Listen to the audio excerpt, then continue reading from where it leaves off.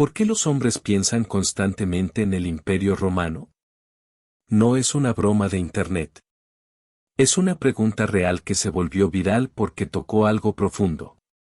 Mujeres de todo el mundo preguntaron a sus parejas, y la respuesta fue siempre la misma: sí, pensamos en Roma.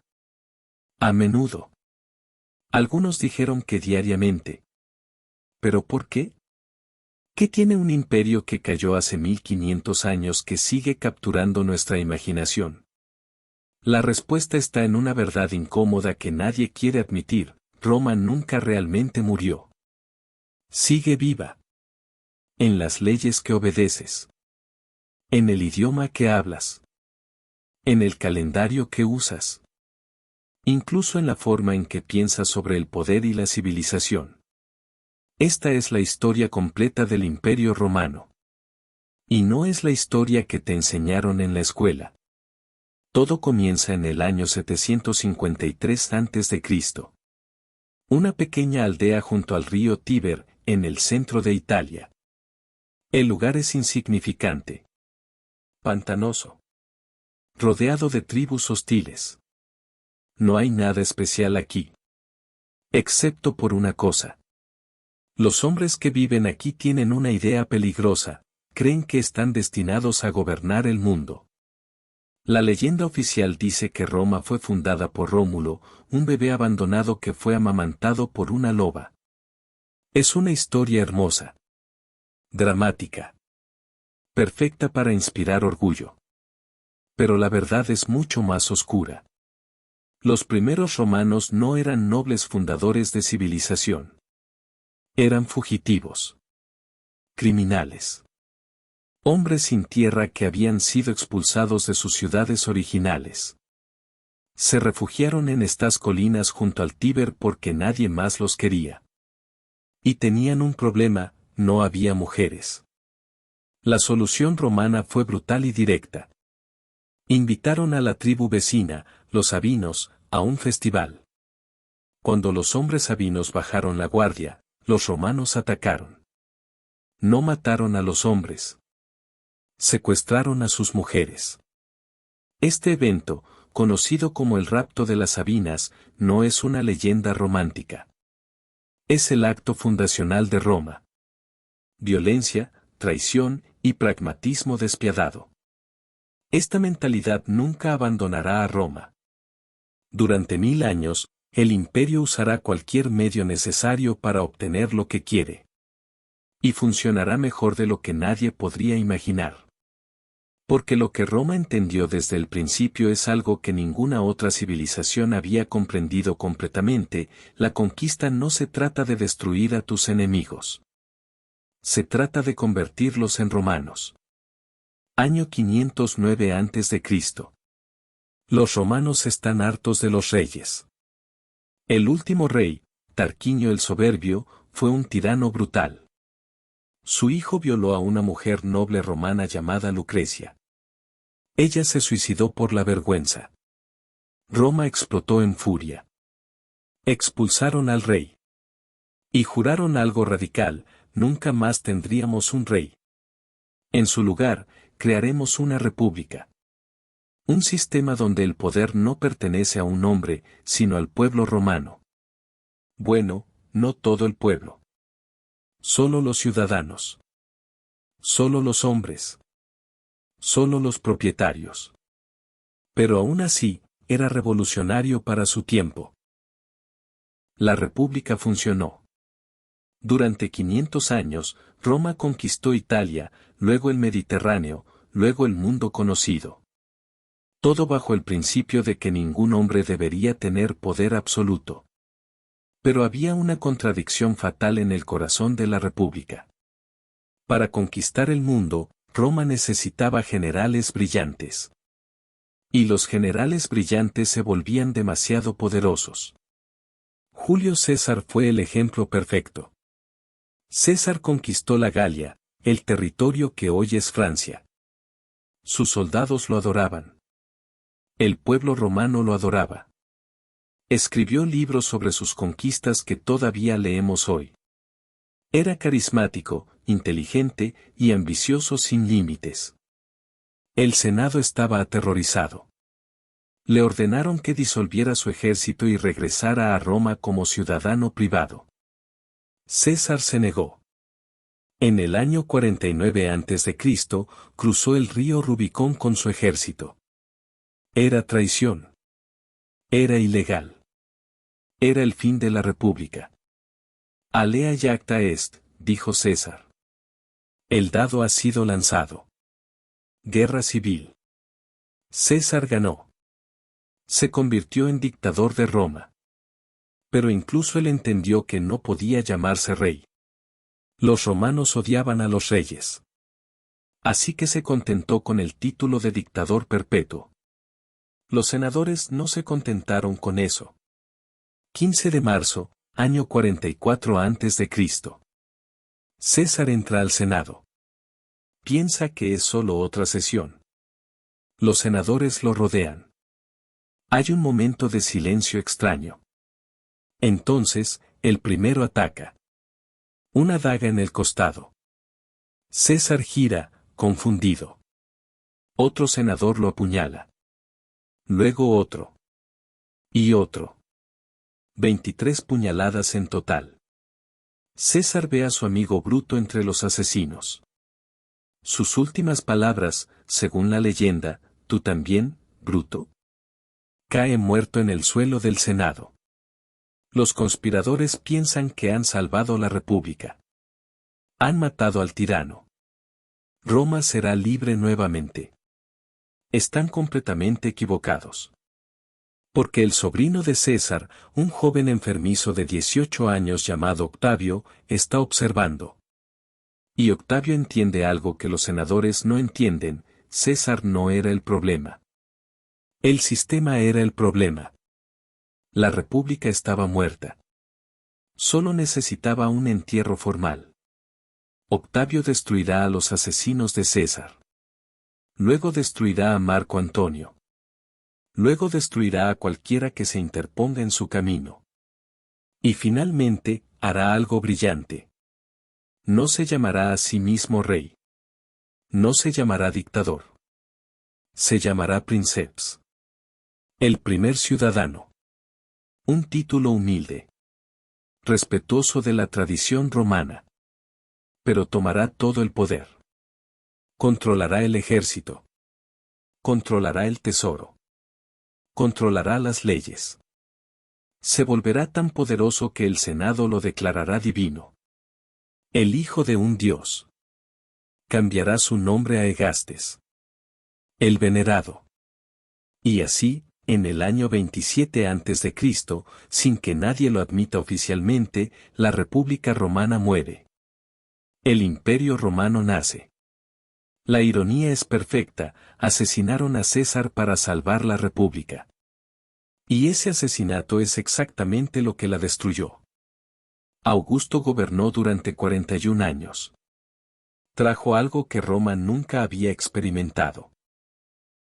Paz. La Pax Romana. La paz romana. 200 años de estabilidad relativa. No hubo guerras civiles. Las fronteras estaban seguras. El comercio floreció. Las ciudades crecieron. La cultura prosperó. Pero la paz tenía un precio. Y ese precio era la libertad. Roma se convirtió en una máquina perfecta de control. El emperador lo controlaba todo.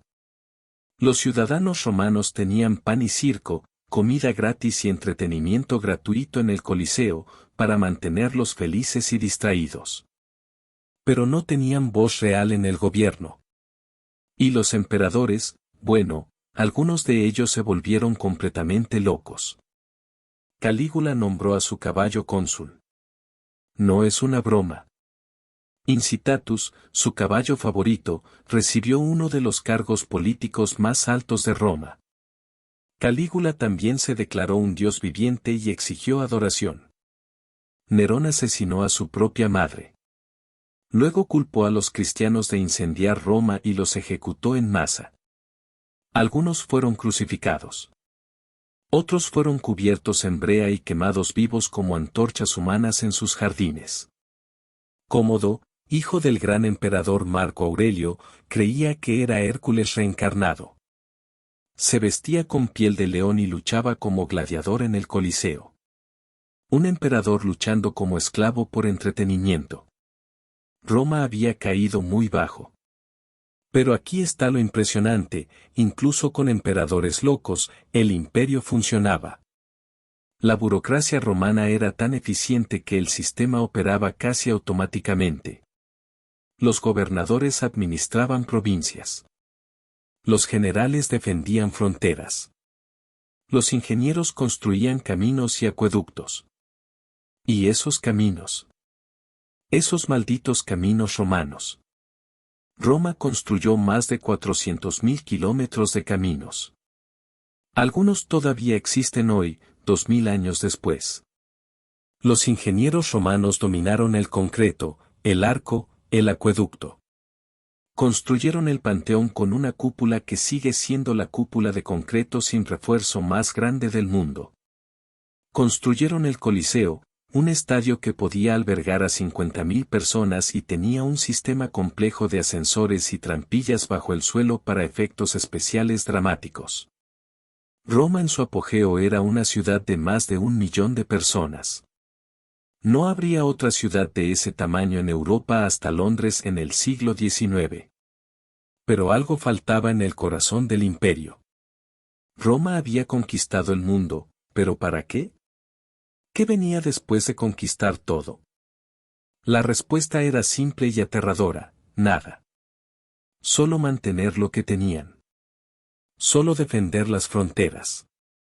Solo sobrevivir. Y eso, en última instancia, sería imposible. No hay una sola razón por la cual cayó Roma. Hay docenas. Y todas se conectan en una espiral descendente que tomó siglos. Primero, las fronteras eran demasiado largas. Roma controlaba desde Britania hasta Egipto, desde España hasta Siria. Miles de kilómetros de frontera que defender. Contra tribus germanas al norte. Contra el imperio persa al este. Contra piratas en el Mediterráneo. Necesitaban más soldados. Pero los ciudadanos romanos ya no querían luchar. ¿Por qué arriesgar tu vida cuando puedes vivir cómodamente en Roma? Así que Roma comenzó a reclutar bárbaros. Germanos, godos, hunos. Les dieron armadura romana, entrenamiento romano, pagos romanos. Y les pidieron que defendieran el imperio. Pero aquí está el problema: no eran romanos. No les importaba Roma. Les importaba el pago. Y cuando el pago se detuvo, ¿qué harían? Segundo, la economía colapsó. Roma dependía de conquistar nuevos territorios. Conquista significaba esclavos, oro, tributos. Pero cuando dejaron de conquistar, el dinero se secó. Los emperadores comenzaron a degradar la moneda, mezclando el oro con metales más baratos. La inflación explotó. El comercio colapsó. Las ciudades se encogieron. Tercero, la plaga. En el año 165 después de Cristo, una pandemia devastó el imperio. Posiblemente viruela. Mató a millones. Luego, en el año 250, otra plaga. Y otra en el año 540. Cada plaga debilitaba al imperio. Menos agricultores significaba menos comida. Menos soldados significaba fronteras más débiles. Menos comerciantes significaba menos riqueza. Cuarto, el imperio se dividió. En el año 285, el emperador Diocleciano decidió que el imperio era demasiado grande para un solo gobernante. Lo dividió en dos: Imperio Romano de Occidente e Imperio Romano de Oriente. La capital oriental se movió a Constantinopla, la ciudad moderna de Estambul.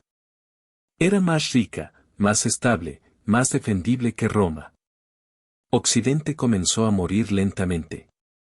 Y finalmente, los bárbaros.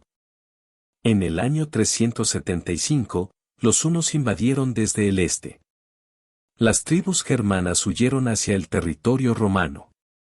Roma no podía detenerlos. Comenzaron a establecerse dentro del imperio. En el año 410, los visigodos saquearon Roma misma. Era la primera vez en 800 años que una fuerza enemiga había entrado en la ciudad. El shock fue global. Roma, la ciudad eterna, había caído. Pero todavía tenía un emperador. Todavía existía, técnicamente. Hasta el año 476. El último emperador del Imperio Romano de Occidente era un niño llamado Rómulo Augusto. Tenía el nombre del fundador de Roma y del primer emperador. Era como si la historia estuviera haciendo una broma cruel. Un general germano llamado Odoacro lo depuso. No lo mató. Solo lo envió a retirarse. El emperador romano ya no era necesario. Así terminó el Imperio Romano. No con una batalla épica. No con un último enfrentamiento heroico. Solo un niño siendo enviado a casa. El imperio más grande de la historia terminó con un suspiro. O eso pensamos. Porque aquí está la verdad que nadie te dice, Roma nunca murió. Solo cambió de forma. El Imperio Romano de Oriente sobrevivió otros 1000 años. Lo llamamos Imperio Bizantino, pero ellos se llamaban a sí mismos romanos. Hablaban griego, no latín, pero se consideraban la continuación legítima de Roma. Cayó finalmente en 1453, cuando los turcos otomanos conquistaron Constantinopla. 2000 años después de la fundación de Roma. Pero incluso entonces, Roma no murió. El Sacro Imperio Romano Germánico reclamó ser el sucesor de Roma. Los zares de Rusia se llamaron a sí mismos zares, de César. Los otomanos se llamaron a sí mismos Caesar Irán, César de Roma. Todos querían ser Roma. Porque Roma representaba algo más que poder militar. Representaba civilización, legitimidad, eternidad. Y luego está el verdadero legado. El invisible. Hablas español. Eso es latín evolucionado. Francés, italiano, portugués, rumano, todos son latín. Usas el calendario. Julio y agosto reciben sus nombres de Julio César y Augusto. Tus leyes se basan en el derecho romano. Inocente hasta que se demuestre lo contrario, esa es una idea romana. Tu arquitectura pública, tus edificios de gobierno, tus universidades, todos usan columnas romanas, cúpulas romanas, diseño romano. Tu concepto de ciudadanía, de república, de senado, todo romano. Incluso la Iglesia Católica es una institución romana. Cuando el imperio colapsó, la Iglesia tomó su estructura. El Papa se convirtió en el Pontifex Maximus, el sumo sacerdote romano. Los obispos gobernaban territorios como gobernadores romanos. El latín siguió siendo el idioma oficial durante 1500 años. Roma se infiltró tan profundamente en la civilización occidental que no podemos separarnos de ella. No podemos pensar sin conceptos romanos. No podemos construir sin técnicas romanas. No podemos gobernar sin instituciones romanas. Por eso los hombres piensan en Roma. No es nostalgia por un imperio perdido. Es reconocimiento inconsciente de algo más profundo, Roma sigue aquí. Vivimos en su sombra. Caminamos por sus caminos. Seguimos sus leyes. El imperio romano no cayó. Se transformó en la civilización occidental misma. Y esa es la verdadera razón por la cual nunca dejamos de pensar en Roma. Porque Roma nunca dejó de pensar en nosotros. Nos diseñó. Nos formó. Nos hizo. Somos todos romanos ahora. Solo que olvidamos admitirlo.